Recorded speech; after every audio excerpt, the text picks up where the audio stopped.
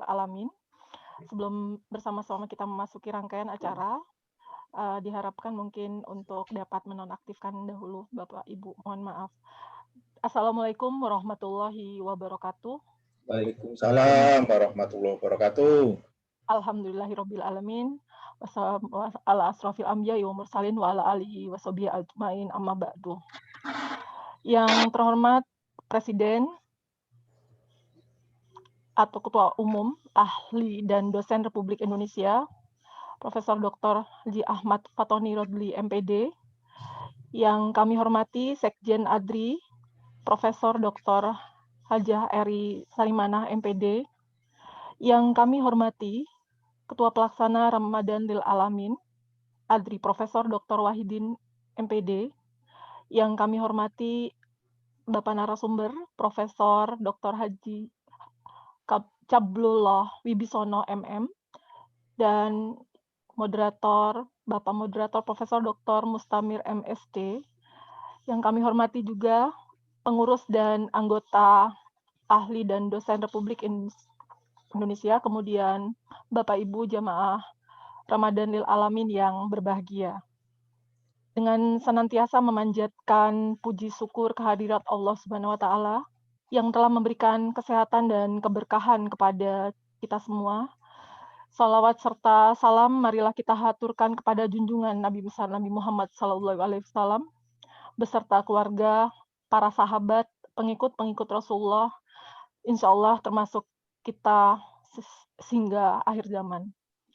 Perkenankanlah acara kajian Ramadan virtual, Ramadan Lil Alamin yang diinisiasi oleh ADRI, Ahli dan Dosen Republik Indonesia, dengan tema Pengaruh Spiritual, Ketahanan Ekonomi, Perilaku Sehat terhadap Bebas Pandemi COVID-19 melalui Imunitas. Pada hari ini tanggal 5 Mei 2021 bertepatan dengan 23 Ramadan 1442 Hijriah dimulai dengan mengucapkan dan membaca basmalah. Bismillahirrahmanirrahim. Selanjutnya kita akan memasuki sesi yang akan sangat ditunggu-tunggu, yaitu kajian Ramadan Lil Alamin virtual, di mana nanti akan langsung dipandu oleh moderator insya Allah luar biasa, Profesor Dr. Mustamir MSc. Izinkan Bapak Ibu jemaah, saya akan membacakan CV beliau. Beliau masih muda, lahir di 10 Mei 1966, Prof. Sebentar lagi milad. Beberapa hari lagi menjelang Idul Fitri. Kemudian memiliki gelar dan bidang keahlian di bidang kimia organik, bertugas sebagai dosen di Prodi Kimia, dan berasal atau dari Universitas Syah Kuala, Banda Aceh. S1 ditempuh dan diperoleh gelarnya dari Institut Teknologi 10 November Surabaya ITS, kemudian S2 dan S3 dari Kyushu University. Tanpa berpanjang-panjang, kepada yang saya hormati dan banggakan, Profesor Dr. Mustamir MSc, dipersilakan untuk dapat memandu jalannya kajian virtual Ramadan Lil Alamin. Dipersilakan, Prof. Terima kasih Mbak Sinta. Baik, bismillahirrahmanirrahim. Assalamualaikum warahmatullahi wabarakatuh. Waalaikumsalam warahmatullahi wabarakatuh. Alhamdulillahirabbil alamin wa bihi nasta'in ala umuri waddin. Asyhadu an la ilaha illallah wahdahu la syarikalah wa asyhadu anna Muhammadan abduhu rasuluh. Allahumma shalli ala sayyidina Muhammad wa ala alihi wa sahbihi ajma'in. Yang sama-sama kita hormati, kita muliakan Bapak Ketua Umum Ahli dan Dosen Republik Indonesia, ADRI, Pak Profesor insyaallah Dr. Haji Ahmad Fatoni Rodli MPD, Ibu Sekretaris Jenderal ADRI, Prof. Dr. Hajah Eri Salimah MPD, kemudian yang luar biasa juga Prof. Dr. Wahidin sebagai Ketua Pelaksana Ramadan Lil Alamin, namanya luar biasa, sangat inspiratif. Para pengurus dan anggota ADRI, ya, wabil khusus kepada Prof. Habibullah Wibisono, ya, Iya. Profesor Itu. Dr. Haji Habibullah Wibisono, Rektor Universitas Batam, sekaligus Wakil Ketua Umum MUI Kepulauan Riau, luar biasa, yang akan menjadi narasumber kita hari ini. Merasa sangat berbahagia, tersanjung sekali tadi seperti oleh Mbak Sinta, ya, untuk memimpin sebuah acara yang sakral ini pada hari ke-23 ya, 24 ya hari ini ya. Segera 24 nih, sorry 24 ya. Ramadan tahun ini, yang mudah-mudahan kita mendapatkan banyak sekali fadilah dari Ramadan ini, ya, yang Allah memberi kesempatan luar biasa kepada kita. Ramadan sebagai syahrul mubarak, Ramadan sebagai syahrul tarbiyah, Ramadan sebagai bulan silaturahim, Ramadan sebagai tempat kita melakukan introspeksi diri luar biasa, yang di sana juga Allah memberikan peluang-peluang untuk kita memohon, meminta keampunan yang luar biasa juga, ya. Sampai Rasulullah menyebutkan bahwa barang siapa yang ketemu dengan Ramadan tapi tidak mendapatkan keampunan Ramadan, maka sungguh merugi hamba tersebut, ya. Nah, mudah-mudahan kesempatan sore hari ini juga bagian dari kemampuan kita, peluang kita yang luar biasa, memanfaatkan momen yang sangat berbahagia ini, kita mengadakan majelis ilmu yang luar biasa, apresiasi luar biasa kepada Adri, ya. Saya salah satu anggotanya nih, sekalipun belum dapat ini, tapi sudah pernah mendaftar dulu ya, Pak Presiden, ya. Di mana kita mencoba mengisi dengan majelis ilmu yang alhamdulillah Allah beri peluang luar biasa ini. Kita langsung ketemu dengan Pak Rektor Universitas Batam, Prof. Dr. Haji Habibullah Wibisono, yang beliau mengajak kita untuk Iqra, ya. Jadi Allah memberi kita luar biasa ini, Ramadan sebagai syahrul Quran, bulan diturunkan Al-Quran. Hari ini kita mencoba melakukan Iqra nih. Iqra baik terhadap ayat kauniyah, ya. Hasil penelitian dari Prof. Habibullah, ya. Ya, tentu kita akan melihat nanti bagaimana hasil kajiannya, sekaligus dipadu dengan ayat kauliyah, di ayat kauniyah, dipadu ayat kauniyah. Jadi luar biasa, yang kita akan mendapatkan pencerahan luar biasa ini di tengah-tengah kita mungkin sekarang diambang keputusasaan, sekalipun nggak boleh putus asa dengan pandemi yang katanya sebagian orang juga mendatangkan hikmah yang luar biasa. Tapi kajian hari ini dengan tema pengaruh spiritual, ya, ketahanan ekonomi, perilaku sehat terhadap bebas pandemi COVID-19 melalui imunitas, yang tentu karena suasana Ramadan juga tidak lepas dengan suasana Ramadan ini. Baik, saya tidak ingin menghabiskan banyak sekali waktu karena kita akan beri kesempatan luas-luasnya kepada narasumber kita hari ini, yang sebenarnya saya nggak perlu perkenalkan lagi, ya, tapi karena sebuah ketentuan harus demikian, bahwa Prof. Dr. Haji Habibullah Wibisono, manajemen magister manajemen, ya, MM, merupakan seorang profesor ahli ekonomi syariah, ya, yang lahir di Kendal 10 November 1953 pada hari pahlawan luar biasa, dan jiwa kepahlawan diwarisi oleh beliau, ya. Saat ini sebagai rektor di Uniba, singkatan dari Universitas Batam, ya. Beliau merupakan DPR Syariah Madani, ya, Dewan Pengawas Syariah, ya, luar biasa ini. Terpadu pada beliau ilmu dunia dan ilmu akhirat nih, insyaallah. Yang kalau kita lihat dari terdekat beliau pernah menjadi bagian dari Badan Otorita Batam sejak 1777 sampai tahun 2000, ya, cukup lama juga ini, ya. 1977 sampai tahun 2000, ya. Kemudian di samping eksekutif, beliau juga pernah menjadi legislatif, menjadi anggota DPRD di Pulau Batam tahun 2000 sampai 2009, 9 tahun, berarti 2 periode ini, ya, luar biasa, subhanallah nih. Ada banyak pengalaman beliau yang tentu kita ingin di-share kepada kita pada hari ini, ya, dengan berbagai tadi hasil penelitian beliau juga. yang sekilas mungkin saya sampaikan bahwa ini sangat menarik. Ada kajian bahwa di Kepulauan Riau itu kesembuhan sampai dengan 87,5% hasil kajian di rumah sakit khusus infeksi COVID-19 di Pulau Ganang Kepri ini, ya.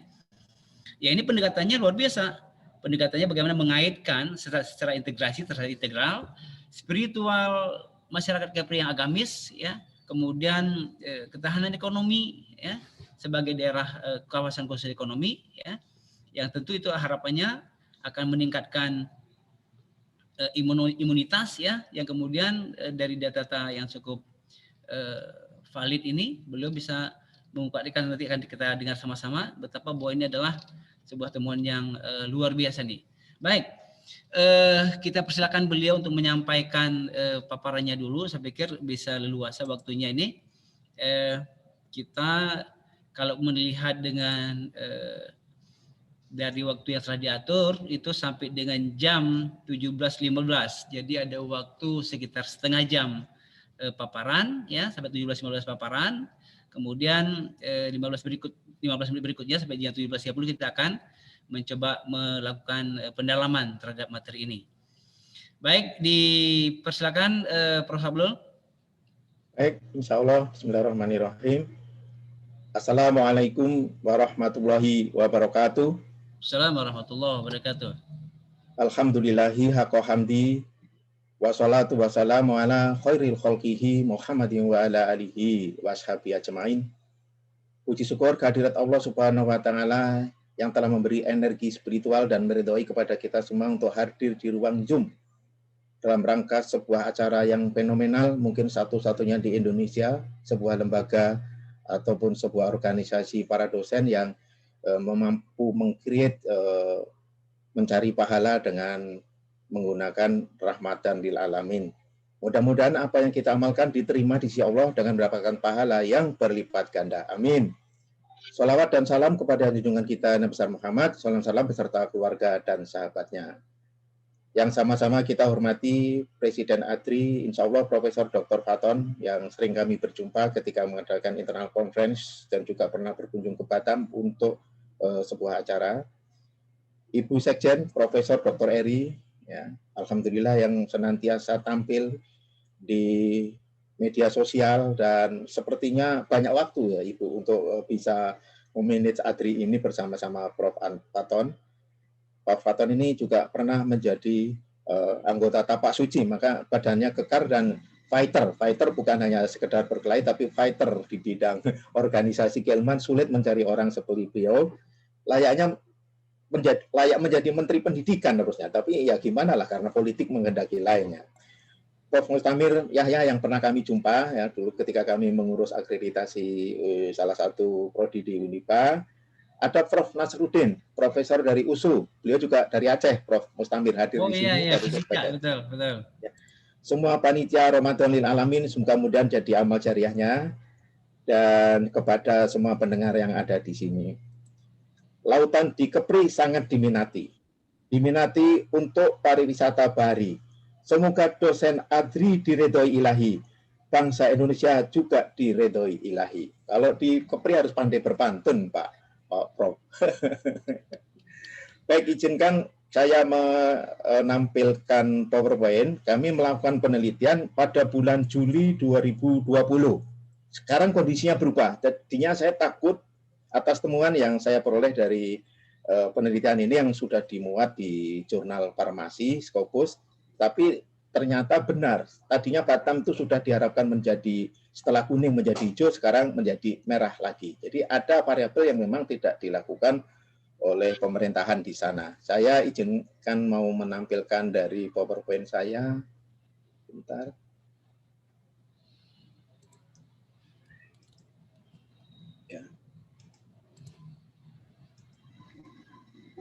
Ya, mungkin bisa tampil ya Bapak Ibu sekalian. Ya, clear. Bahwa pertama kali terpapar COVID itu dari kehadiran seseorang yang baru pulang dari Malaysia. Itu menuju ke Tanjung Pinang sebagai ibu kotanya Provinsi Kepulauan Riau.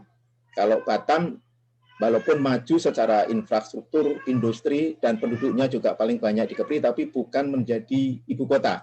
Karena ibu kota dipilih dari kota yang memiliki nilai historis, yaitu Tanjung Pinang, dikenal dengan Gurindam 12. Ini Batam yang dekat dengan Malaysia, dekat dengan Singapura, dekat dengan Thailand, itu memang rawan terhadap sesuatu yang bisa menjadi penularan penyakit, juga penyelundupan, juga berbagai macam yang negatif, tapi juga di samping itu yang positif banyak sekali. Batam itu maju karena dianugerahi lokasi strategis, yaitu berada di laut internasional, pelayaran internasional bertekan dengan negara tetangga, yaitu Singapura, Johor, dan juga Thailand. Nah, pada tanggal 23 Juli 2020, saat itu yang terpapar kasus pandemi COVID hanya 351 kasus yang ada di Kepri, sembuh 307, berarti 87,5%, tinggal 28 pasien. Ya, yang sekarang malah sudah sampai totalnya adalah sekitar 7.000 lebih, ya 7.000 lebih, dan yang meninggal sudah 157. Nah, ada fenomena yang cukup kita jadikan pelajaran bahwa di Batam memiliki rumah sakit khusus COVID, rumah sakit khusus infeksi COVID yang tentunya dibangun oleh pemerintah pusat dan dokternya banyak tentara dan pernah diresmikan oleh Presiden Republik Indonesia, yaitu Bapak Joko Widodo pada waktu bulan April tahun 2020. Nah, apakah kesembuhan pada saat itu, karena ini beliau adalah Direktur Rumah Sakit Galang, kami menyebutnya supaya gampang, itu adalah kolonel dokter. Jadi dokternya itu dari kedokteran, kebetulan dia juga pasca sarjana di Universitas Airlangga, Khairul Insan Nasution. Beliau pernah menyampaikan paparannya tentang kinerja Rumah Sakit Galang di Uniba pada waktu kami menyelenggarakan penerimaan mahasiswa baru. Semua pasien sembuh, tidak ada yang wafat, dan 80% dikasih madu. Nanti kami akan jelaskan ayatnya, memang ada di dalam Al-Quran. Nah, kemudian kami dengan para dokter, saya ekonom bukan dokter, para dokter di Universitas Batam, satu-satunya universitas di Kepulauan Riau yang memiliki fakultas kedokteran, dan kami disurati oleh Kemendikbud dan L2 Dikti untuk menyelenggarakan vaksin bagi para dosen se-Kepulauan Riau, Pak Presiden. Jadi nanti dosen-dosen di Kepulauan Riau vaksinnya di Rumah Sakit Bunda Hajah Halimah. Ya, sepertinya ini punyanya ibunya Pak Rusli, sepertinya dipakai untuk pemilik yayasan, dipakai untuk nama rumah sakit. Insya Allah nanti dimulai pada tanggal 27 Mei. Termasuk saya sebagai tokoh agama, tapi tak diundang untuk divaksin. Sampai sekarang saya belum divaksin. Sementara yang tidak terlalu tokoh dipanggil, saya namanya tenggelam di Tanjung Pinang di Kepulauan Riau. Walaupun karena saya sejak tahun 1774 sudah di Batam dan menjadi pegawai negeri di Otorita Batam mulai 1977, dan banyak organisasi termasuk organisasi Islam yang saya dirikan, yaitu Persatuan Mubalik Batam, itu sekarang jumlahnya sekitar 1.000 mubalik, kemudian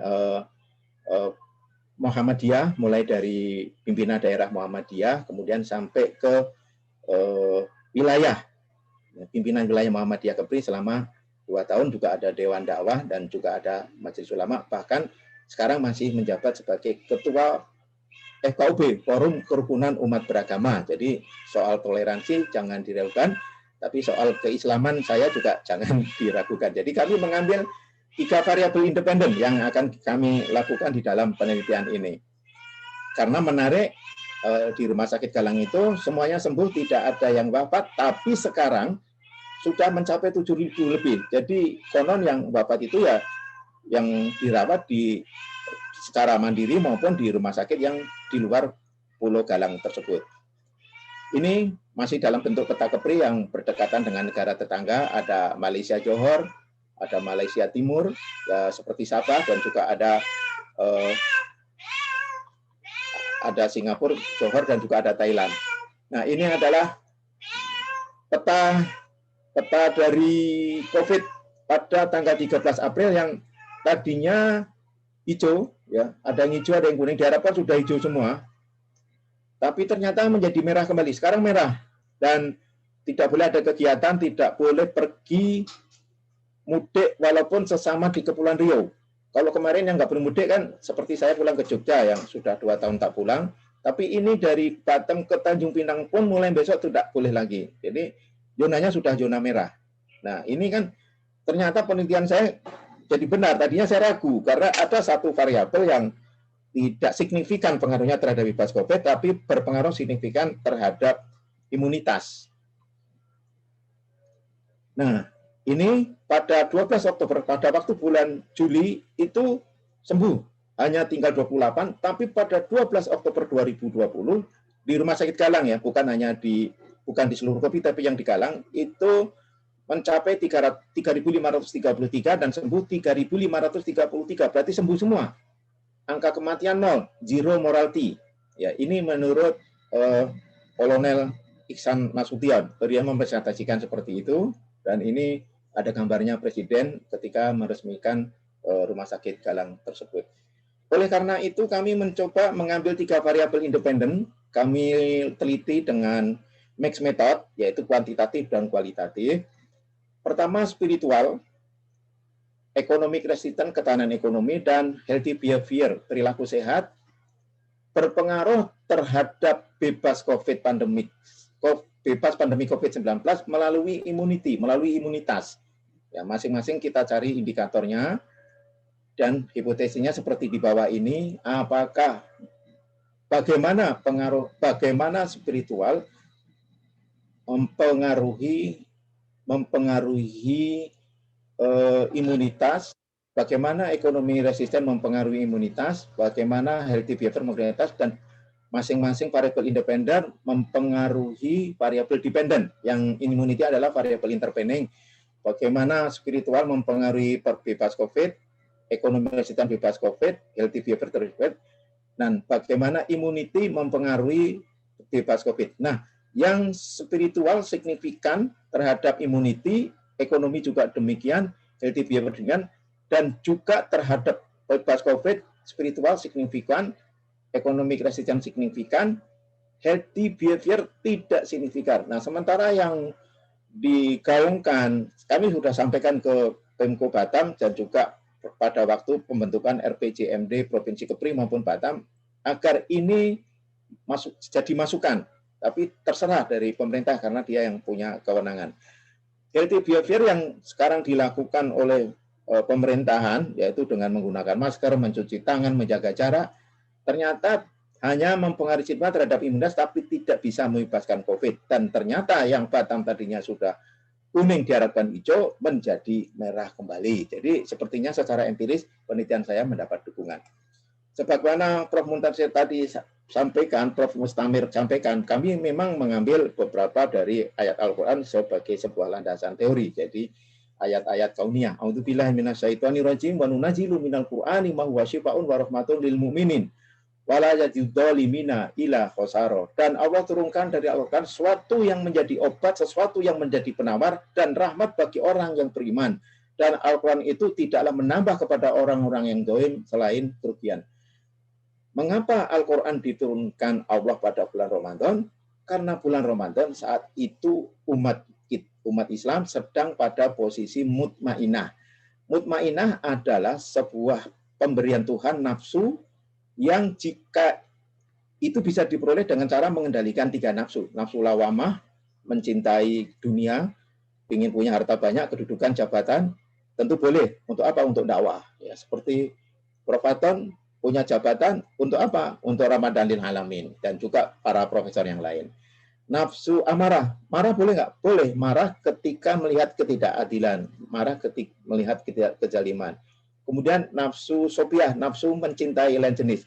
Bolehkah mencintai lain jenis? Boleh, malah harus. Kalau mencintai sejenis, malah nggak boleh, itu namanya LGBT. Nah, 3 nafsu ini Jika dikendalikan, maka menjadi nafsul mutmainah. Ya ayat Tuhan, nafsul mutmainah, irji'i ila rabbiki radiyatan mardiyah, fadkhuli fi ibadi wadkhuli jannati. Dalam Quran surah Al-Fajr.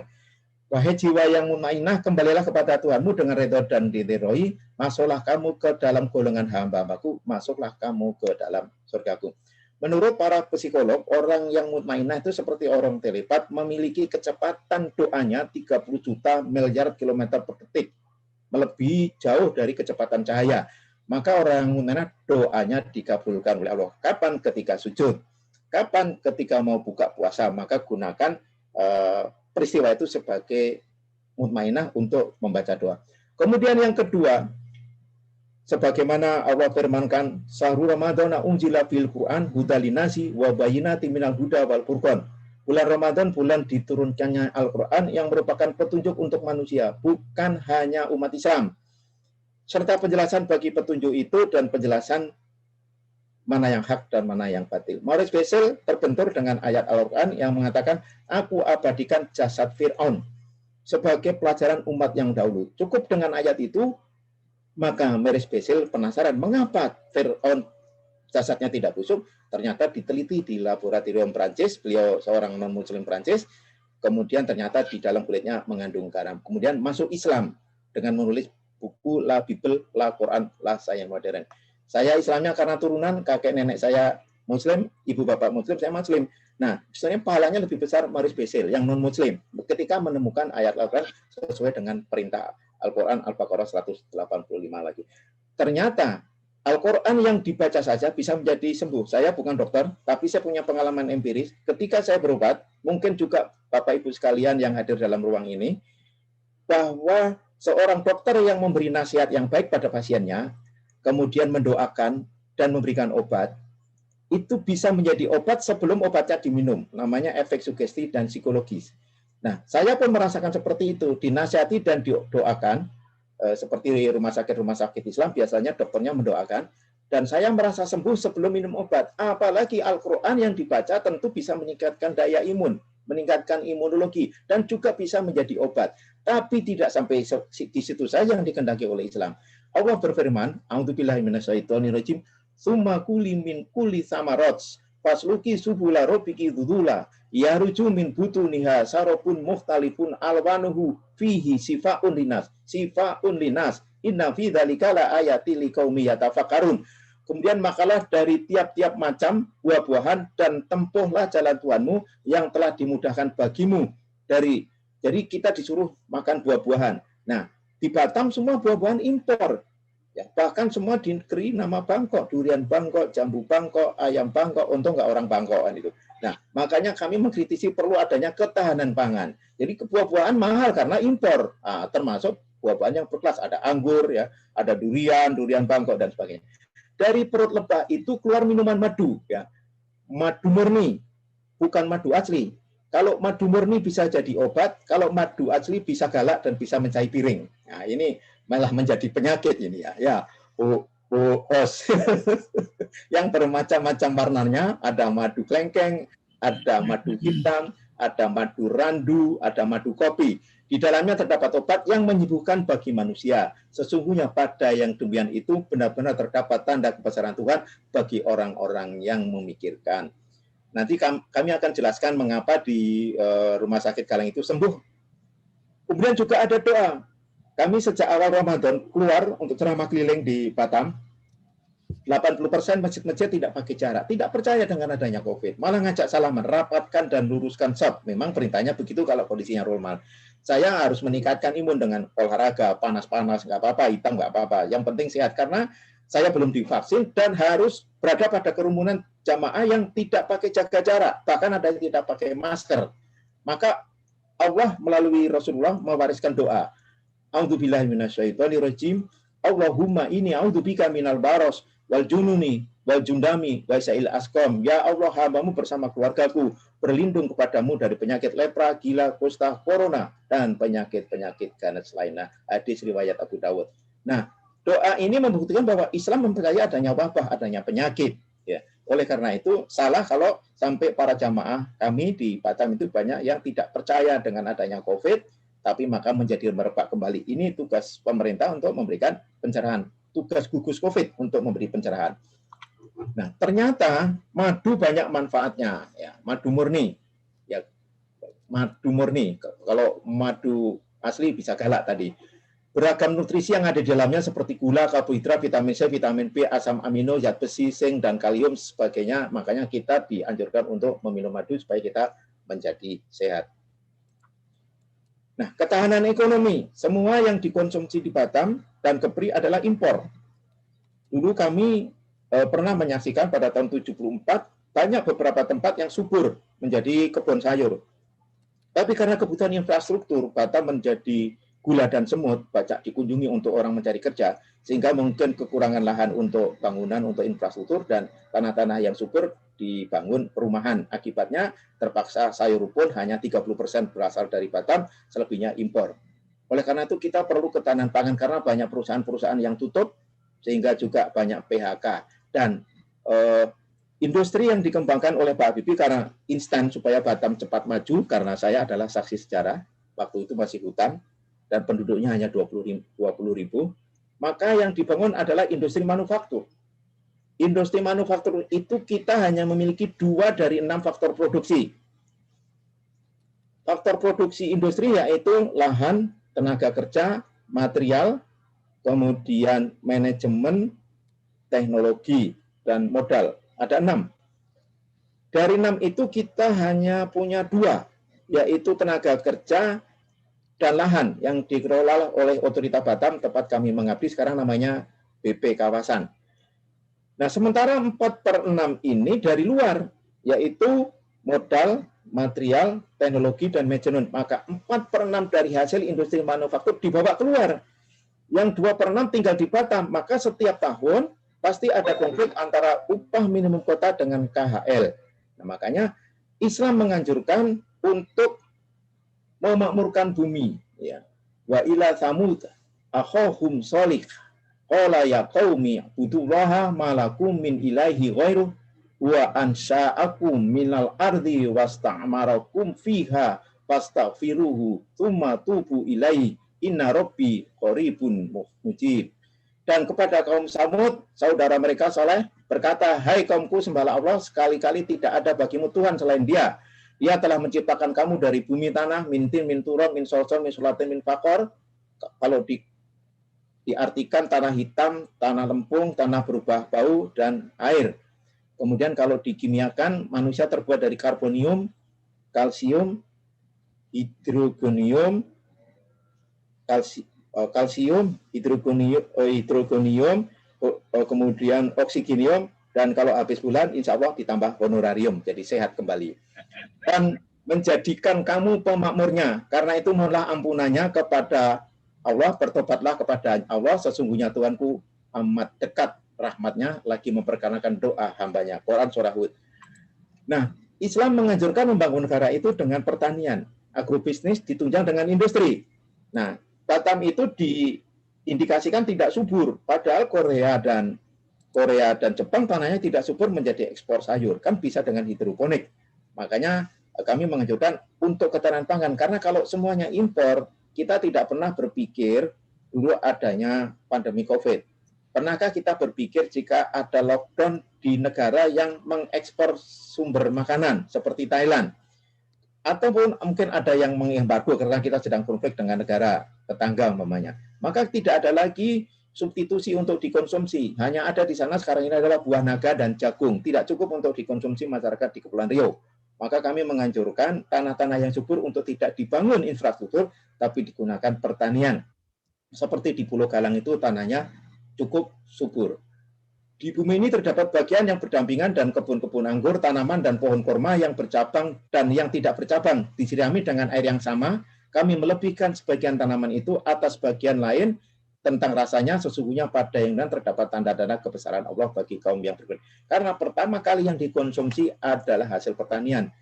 Di Batam membuat elektronik, ya, ada komputer, ada handphone, ada segala macam. Gak mungkin kita lapar makan handphone, pasti makan hasil pertanian. Sementara hasil pertanian diimpor dari Thailand, dengan dolar. Kalau dolarnya naik, harganya ikut mahal. Maka walaupun di Batam banyak beras, tapi ada kartel, ada monopoli terselubung. Jadi tetap aja mahal di sana. Nah, makanya perlu ditunjang dengan substitusi pertanian. Dan menurut Profesor IPB, Batam cocok dengan ditanami sagu, dan sagu lebih baik daripada beras. Baru ditunjang dengan industri. Wa ja'alna fiha jannatin min nakhilin wa anabi wa fajarna fiha minal uyun liyakulu min samarihi wa ma'amilatu aydihim afala yaskurun. Dan Allah jadikan padanya kebun-kebun kurma dan anggur, dan kami pancarnya padanya beberapa mata air. Kemudian di Batam tidak ada mata air. Tapi Allah pendesain alam semesta.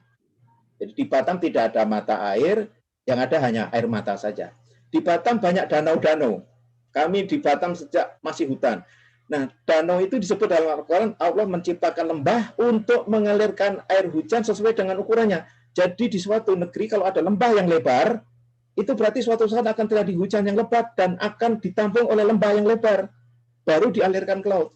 Tapi lembah itu ditimbun untuk infrastruktur.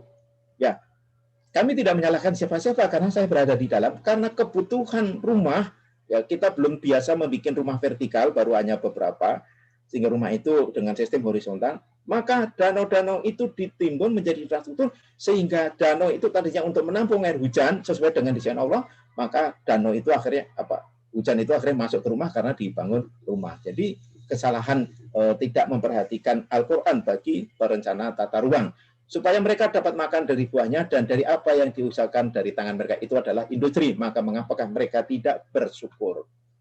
Kami pernah melakukan penelitian dan dipresentasikan di UTHM dan sudah masuk di jurnal internasional dengan judul Contribution of Manufacturing Industry, Agrobusiness Industry, Marine Industry, Towards People Welfare to Economic Growth in Batam, Indonesia. Ada 3 variabel independen, yaitu manufaktur industri, agrobisnis, dan marine industry. Yang mempengaruhi economic growth adalah manufaktur dan marine industry.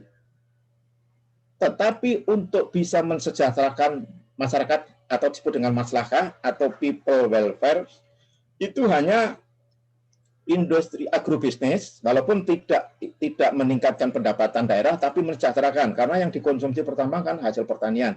Kemudian marine industry, karena luas Kepri itu 96% laut.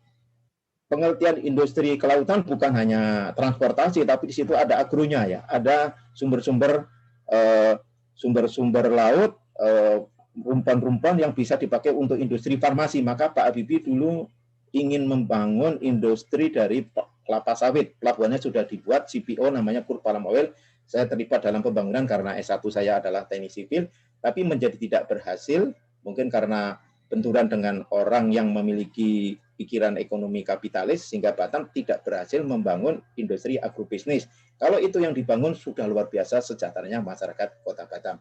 Jadi, untuk bisa welfare state memang harus membangun agroindustri dan juga marine industry. Industri manufaktur sebagaimana sudah saya jelaskan tadi hanya mempengaruhi ekonomi growth tapi tidak mempengaruhi people welfare atau sebut dengan maslahat dalam ekonomi syariah.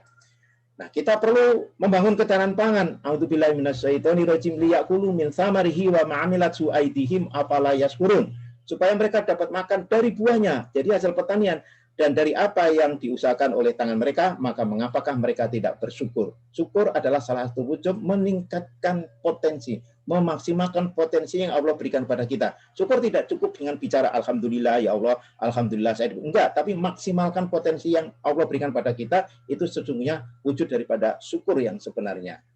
Kemudian Allah berfirman juga untuk bukti bahwa perlunya ketahanan pangan. A'udzubillahi minasyaitonirrajim. Ya ayuhan nas, kulu mimma fil ardi halalan thayyiba wa la tattabi'u khutuwati syaiton. Innahu lakum aduwwum mubin. Sekalian manusia, makalah yang halal lagi baik dari apa yang terdapat di bumi, dan janganlah kamu mengikuti langkah-langkah setan, karena sungguh setan itu adalah musuh yang nyata bagimu. Baru saja Presiden Jokowi dan juga pemerintah setempat mengumumkan agar ASN tidak boleh buka bersama. Apa makna puasa? Adalah adanya efisiensi ekonomi, adanya efisiensi konsumsi. Tapi ibu-ibu, termasuk istri kita, kalau ditanya belanja di bulan Ramadan mana lebih besar dengan di luar bulan Ramadan, berarti jawabnya di bulan Ramadan belanjanya lebih besar. Itu melanggar hakikat puasa. Kita berpuasa supaya merasakan bagaimana laparnya orang yang tidak punya konsumsi, tidak punya makanan. Tapi kadang-kadang yang kita konsumsi malah mewah. Semua dimakan yang ada di meja. Ada kolak, ada cendol, ada pisang, ada kurma dimakan semua. Akhirnya orang Jawa bilang ya perpatan kenekeren katanya. Jadi malas untuk beribadah ke masjid. Ya kekenyangan. Nggak tahu kalau Bu Renia apa kalau bahasa Sundanya kekenyangan itu. Nah, oleh karena itu, kenapa kok baru dilarang sekarang? Survei BPS mengatakan di Batam itu 65% uang orang Batam digunakan untuk membeli belanja barang-barang psikologis. 35% baru untuk beli makanan. Makanya saya selalu mengkritisi akibat dari sistem ekonomi kapitalis. Tidak sesuai dengan Pancasila, tidak sesuai dengan Undang-Undang Dasar 45, di mana kemajuan ekonomi adalah kemajuan bersama, bukan orang per orang. Itu Undang-Undang Dasar 45 pasal 33. Pancasila keadilan sosial bagi seluruh rakyat Indonesia. Di Batam lebih banyak mal daripada pasar tradisional. Padahal masyarakat menengah ke bawah lebih bersentuhan dengan pasar tradisional. Saya sudah kritisi. Sepertinya kita ini yang harus jadi pimpinan daerah ini supaya ngerti paham ya. Makanya dulu saya pernah jadi anggota dewan, maka visinya adalah terwujudnya Kota Batam sebagai bandar dunia yang madani. Nah, kemudian dulu kami 80% ustadz, karena kami mendirikan Persatuan Mubalik Batam, banyak masuk di DPR, yang 20% pendeta yang benar-benar juga paham dan alim dengan agamanya, yaitu kalau dulu ada PDS. Sekarang sudah 50-50. Yang salah siapa? Sistem politiknya. Maka 2 kali saya jual tanah untuk ikut pemilu pada 2009-2014 tidak terpilih. Karena yang dipakai adalah NPWP, nomor piro, wani piro. Habis itu ditambah WTP, wani tambah piro.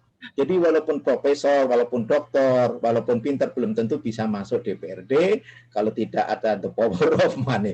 Ini kenyataan dan saya ikut merasakan sebagai ketua FKUB, kadang-kadang diundang mereka yang juga telah mendominasi dewan. Nah, ya Bani Adam khudu jinatakum min kulli masjidi wa kulu wasrobu wa la tusrifu innahu la yuhibbul musrifin. Hai anak Adam, pakailah pakaianmu yang indah di setiap memasuki masjid, makan dan minum dan jangan berlebihan. Sesungguhnya Allah tidak menyukai orang yang berlebihan. Maka muncul makanan-makanan waralaba, makanan-makanan yang punya merek, ada pizza, ada Kentucky, ada burger. Makanan-makanan tradisional hilang semuanya. Padahal itu makanan-makanan yang sangat lezat. Getuk, growol, tiwul, gatot, nggak ada lagi sekarang Pak Prof. Faton. Yang ada adalah Kentucky. Ya kan? Anak-anak kita kalau ulang tahun, kalau ditanya kemana? Kentucky, burger. Padahal dulu makanan saya waktu kecil, growol, tiwul, gatot, tempe bengok. Nah, gitu. Enak semua itu kan gitu.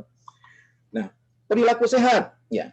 Perilaku sehat memang juga diperintahkan oleh Al-Quran. Wa anfiqu fi sabilillahi wa la tulqu bi aidikum ila tahlukah. Wa ahsinu innallaha yuhibbul muhsinin. Dan belanjakanlah harta di jalan Allah dan jangan kamu menjatuhkan dirimu sendiri ke dalam kebinasaan. Berarti perlu jaga jarak, cuci tangan, olahraga, dan berbuat baiklah karena sesungguhnya Allah menyukai orang-orang yang berbuat baik.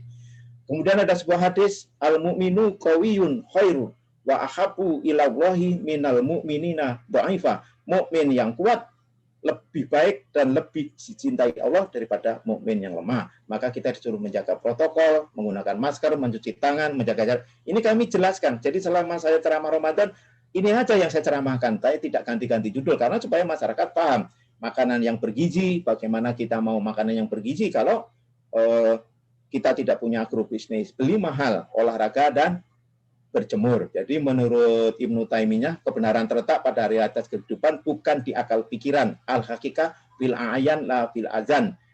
Yang juga merupakan sebuah kebenaran yang logis untuk direalisasikan. Nah, saya kira yang ini saya lompat saja karena sudah paham semua, sudah disosialisasikan oleh pemerintah, mencegah perilaku menyentuh wajah, membantu orang lain untuk terlibat dalam jejaring sosial, menegakkan sifat kebersamaan, menyeimbangkan kecemasan dan sebagainya. Ini sudah sangat dipahami karena menjadi program pemerintah melalui gugus. Nah, kemudian imunitas, ternyata kalau di dalam ilmu kesehatan kita disuruh makanan yang bergizi, yang bervitamin, bernutrisi. Allah perintahkan lain sebagai pelengkap tentunya, atau bahkan ini yang menjadi pokok. A'udzubillahi minasyaitonirrajim. Wa minal laili fatahaj bihi nafilata laka asa ayata'ataka rabbuka maqam mahmuda. dan pada sebagian malam hari bersembahyang tahajudlah kamu sebagai suatu ibadah tambahan bagimu. Mudah-mudahan Tuhanmu mengangkat kamu ke tempat yang terpuji. Jadi ternyata sholat tahajud itu bisa meningkatkan imun. Dulu waktu kami membuat disertasi pada tahun 2002, ya kami di Erlangga dulu dari tahun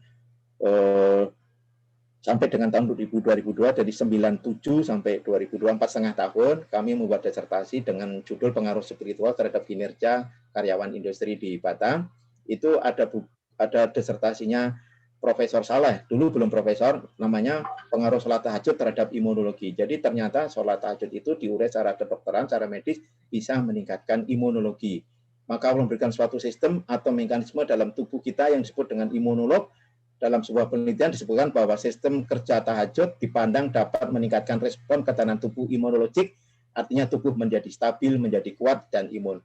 Konon 13 santri yang diteliti dari Hidayatullah, 12 sehat karena tahajud, 1 tahajud tapi tidak sehat. Yang tidak sehat diinterview, semuanya dites darahnya sehat, 1 orang tidak sehat karena setelah diinterview dia sholat tahajud tapi tidak ikhlas, sehingga batuk-batuk, pilek, dan sakit tenggorokan. Jadi ikhlas juga merupakan sebuah energi, ya, energi untuk kehidupan kita, baik imunologi maupun juga untuk energi-energi yang lain. Maka perlu juga imunitas itu tidak hanya sekedar meminum vitamin C, E, dan D serta A, tapi juga perlu melakukan qiyamul lail, dan kalau bisa jangan putus, kecuali ibu-ibu memang harus putus karena punya halangan. Dan di samping itu olahraga. Ini saya pendiri perguruan tapak suci di Batam dan di Kepri. Pak Paton ini juga satu atlet tapak suci. Nah, mungkin kalau lihat gambar ini tertarik. Ini insya Allah saya masih bisa split ya seperti ini. Dan tendangannya masih tinggi karena usia saya sudah 68, tapi setiap hari saya latihan.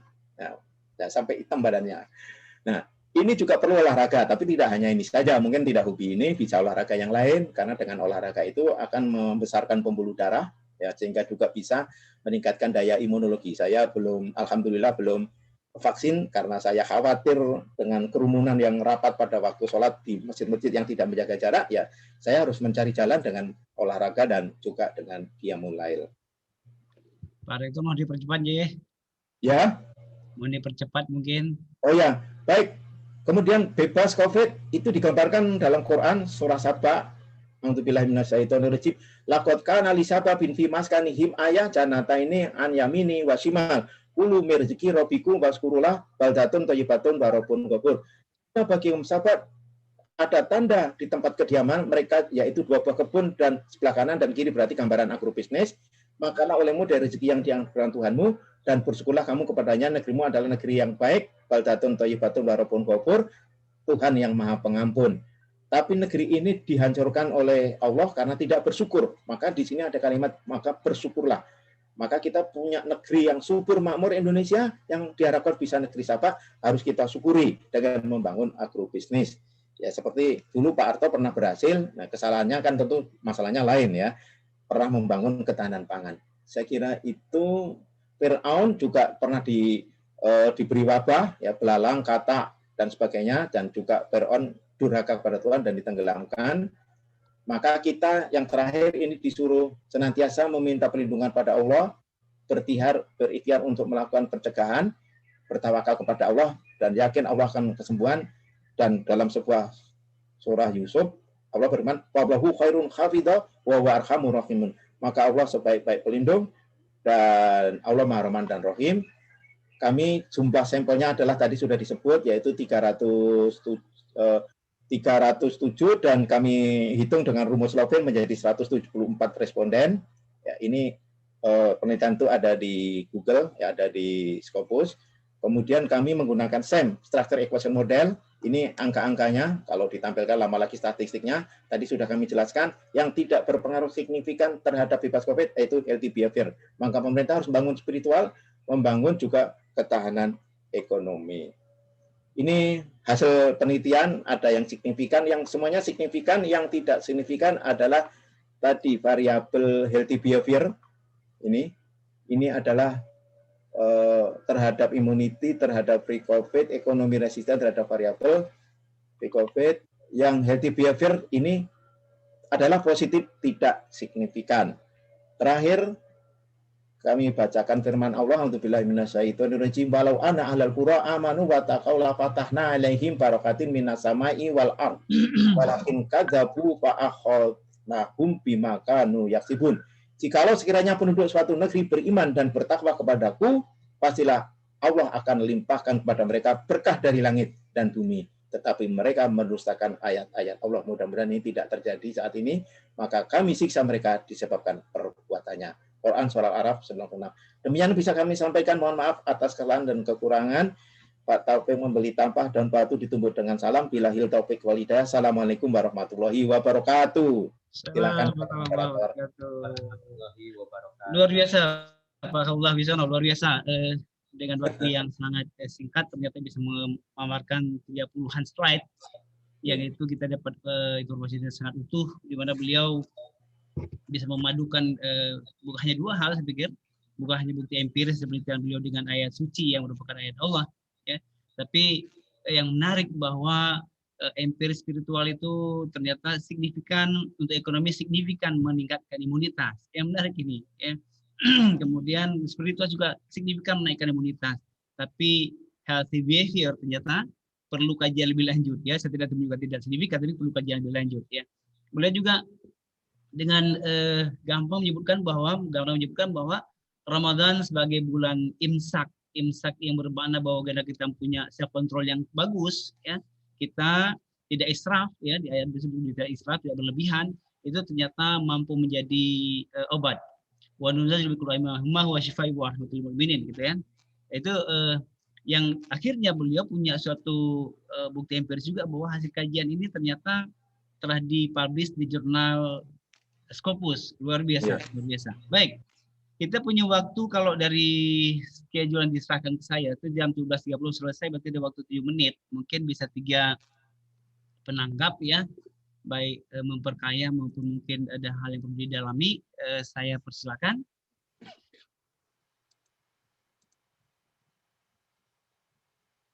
Dari mana dulu nih?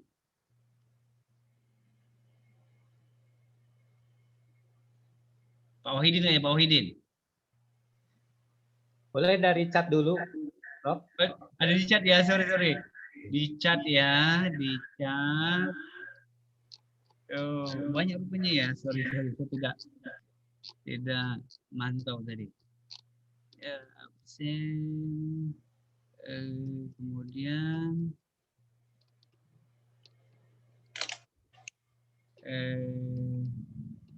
kalau dari chat ada ini, Prof, tentang pertanyaan zakat profesi.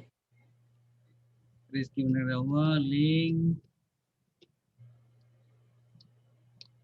Oke.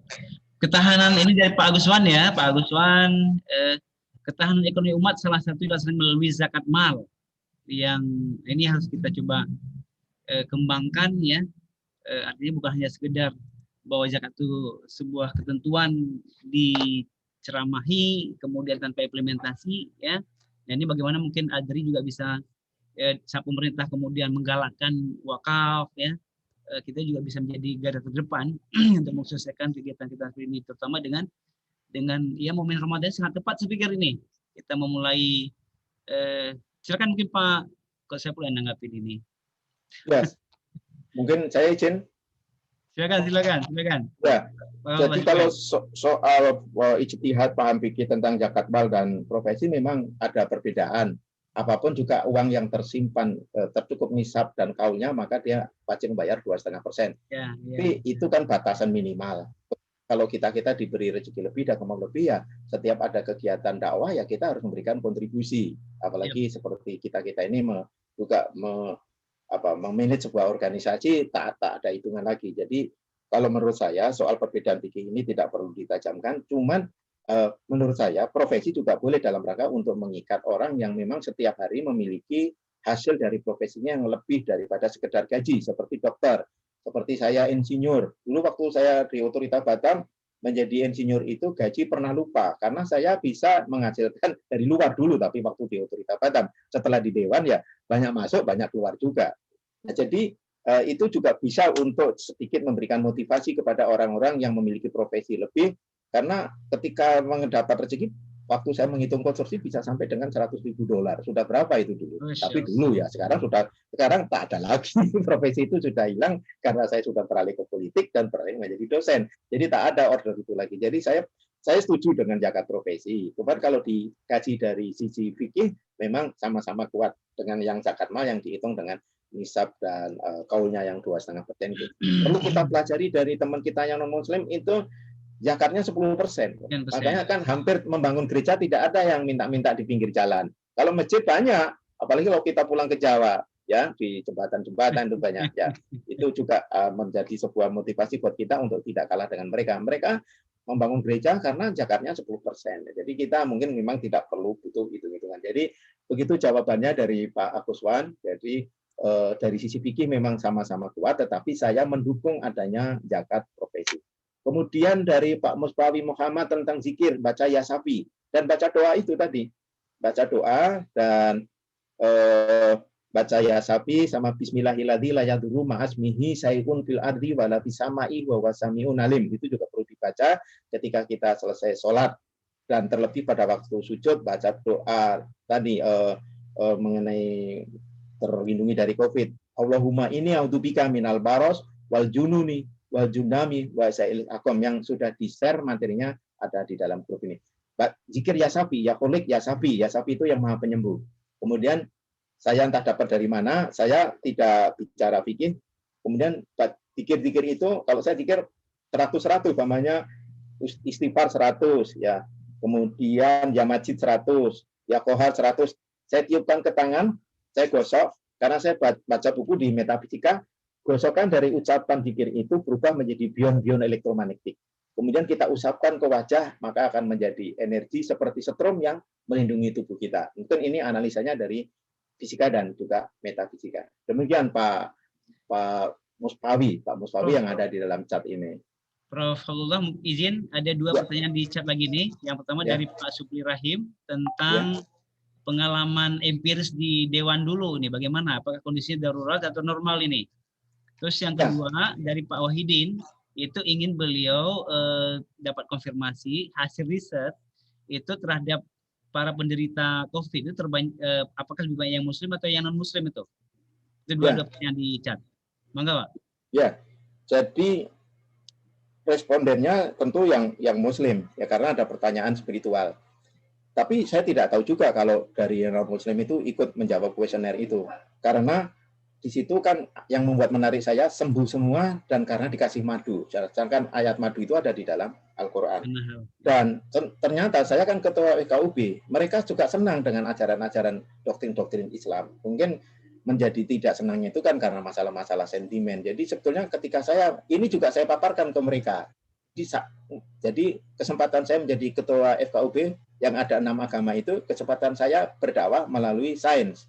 Jadi Islam dengan Al-Qurannya itu lebih mengarahkan untuk membangun Al-Quran dan iptek, bukan hanya doktrin-doktrin kepercayaan sebagaimana kitab suci yang lain. Mereka senang dengan cara pendekatan seperti itu, dan saya menganjurkan untuk melakukan kerukunan sejati. Jadi bukan pura-pura rukun. Dia juga harus paham bagaimana saya harus lakukan dan bagaimana yang tidak boleh saya lakukan. Seperti saya tidak boleh beribadah dengan cara dia. Tapi saya mendoakan boleh kalau bukan mendoakan mohon ampun. Sebagaimana Nabi Ibrahim tidak boleh dilarang mendoakan bapaknya yang penyembah patung. Jadi itu kami jelaskan. Jadi kami kerukunannya adalah kerukunan sejati, bukan pura-pura rukun. Nah, tentunya itu yang bisa kami sampaikan. Nah, kemudian dari pengalaman saya di DPRD, saya kebetulan kan awal reformasi. Jadi suasananya beda dengan setelah itu. Pada tahun 2000 sampai 2009, itu dominasi ideologi reformasi masih melekat. Jadi masih murni. Bahkan periode pertama saya tidak pakai uang. Periode kedua sudah pakai tapi di-store ke partai. Periode ketiga dan keempat yang tadi NPWP nomor piro wani piro.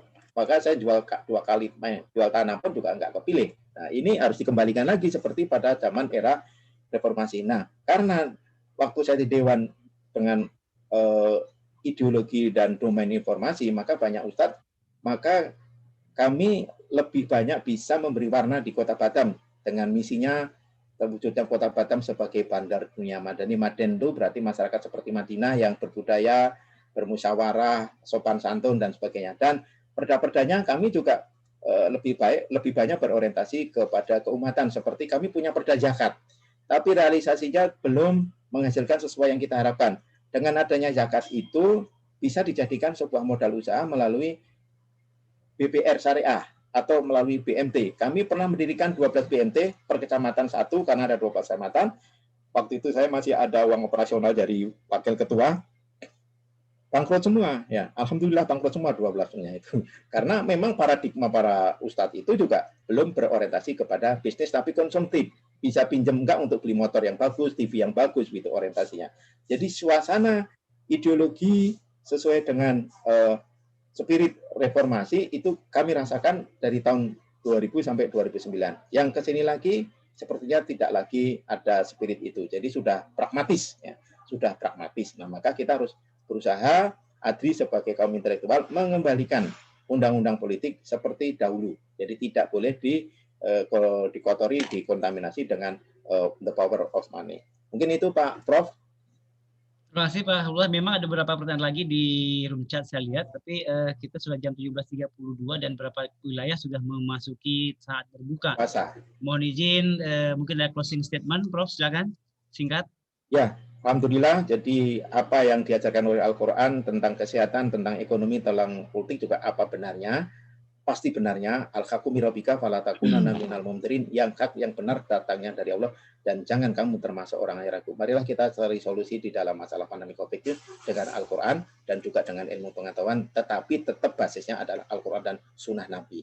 Demikian yang bisa kami sampaikan. Mudah-mudahan kita dipertemukan oleh Allah dalam acara yang lain. Pak Prof. Panton sangat piawai dalam membuat acara-acara pilihan. Akhirul kalam. Assalamualaikum warahmatullahi wabarakatuh. Terima kasih Prof. Terima kasih Bu Renia. Dan terima kasih Prof. Anton yang beri kesempatan saya untuk bersuara di ruang ini. Assalamualaikum. Waalaikumsalam warahmatullahi wabarakatuh. Baik, luar biasa ini. Ya, ternyata perintah Allah melalui Al-Quran, Iqra' bismi rabbikal ladzi khalaq, itu menghasilkan banyak sekali hal, dan ini baru sekilas sekali, hanya sebagian kecil. Pak Prof. Abdullah memaparkan tentang keterkaitan antara banyak hal dengan COVID yang kita alami hari ini, dan ternyata juga banyak hal untuk kita gali lagi, terbukti dari pertanyaan-pertanyaan yang juga cukup banyak tadi masih yang belum dijawab. Harapannya bahwa nanti akan kita mampu kita tuntaskan pada sesi yang lain. Saya mohon maaf beberapa hal kurang berkenan. Saya kembalikan kepada Mbak Sinta. Silakan Mbak. Assalamualaikum warahmatullahi wabarakatuh. Waalaikumsalam warahmatullahi wabarakatuh. Alhamdulillah. Jazakallahu khairan katsiran, Prof. Mustani dan Prof. Abdullah. Prof, terima kasih banyak, ilmu wawasannya luar biasa. Sore hari ini menjelang berbuka kami mendapat banyak informasi, ilmu, model sampai apapun, Prof. Luar biasa. Tak lupa juga kami ucapkan terima kasih kepada seluruh panitia, kemudian Presiden ADRI. Terima kasih Pak Presiden. Ya. Assalamualaikum warahmatullahi wabarakatuh. Waalaikumsalam. Ada 3 catatan untuk acara hari ini. Pertama, dakwah dengan sains. Hari ini terbukti bisa kita lakukan. Yang kedua, kontekstual. Dari tekstual yang sekarang jadi madhab banyak anak muda, bisa kita alihkan menjadi kontekstual interaktif visual. Jadi tadi bisa kita lihat bagaimana Prof. Nasrullah bisa Quran yang sangat-sangat abstrak dijadikan teknis, dijadikan operasional. Yang ketiga, ini adalah model bagaimana kita kembali juga kalau membuat kajian teoritis tidak boleh anti ayat-ayat, karena dulu banyak yang seperti itu. Ya, catatan saya itu saja. Terima kasih Pak Abdullah. Sukses, sampai ketemu. Salam merdeka. Alhamdulillah. Terima kasih Pak Presiden atas statement juga penutup dari beliau, Presiden ADRI, yang mungkin merupakan penutup bagi acara kita di Ramadan virtual, kajian Ramadan virtual kali ini. Mohon maaf dengan mungkin kita foto bersama dulu Pak sebelum ditutup. Mohon bagi para jemaah untuk bisa menyalakan videonya. Oke, satu sudah. Bu Renea, yang kedua, Bu Renea terpotong kepalanya agak bawah. Nah. Kepala dipotong ya, Bu? Iya. Di sini hujan jadi berebek, Bu Sekjen. Mohon maaf. Kepalanya dipotong. Ya, terima kasih Bu Sekjen sudah mengingatkan. Alhamdulillah mungkin Bapak Ibu dengan berakhirnya tadi ada sesi foto yang sudah dilakukan menandakan bahwa acara virtual kajian Ramadan virtual kali ini berakhir. Baik untuk mengakhiri acara Ramadan virtual kajian virtual kali ini, mari kita ucapkan bacaan hamdalah. Alhamdulillah dan kifatul majelis. Subhanakallah wa bihamdika asyhadu alla ilaha illa anta astaghfiruka wa atubu ilaik. Terima kasih atas segala perhatiannya dan mohon maaf apabila terdapat banyak sekali kekurangan dari saya. Mohon undur diri. Perkenalkan juga saya Rene Sinta Aminda. Terima kasih dan sampai ketemu insya Allah di dalam kajian virtual berikutnya. Stay safe, be healthy, dan jangan lupa behavior healthiness harus diperhatikan seperti catatan yang disampaikan oleh Prof. Abdullah. Wassalamualaikum warahmatullahi wabarakatuh.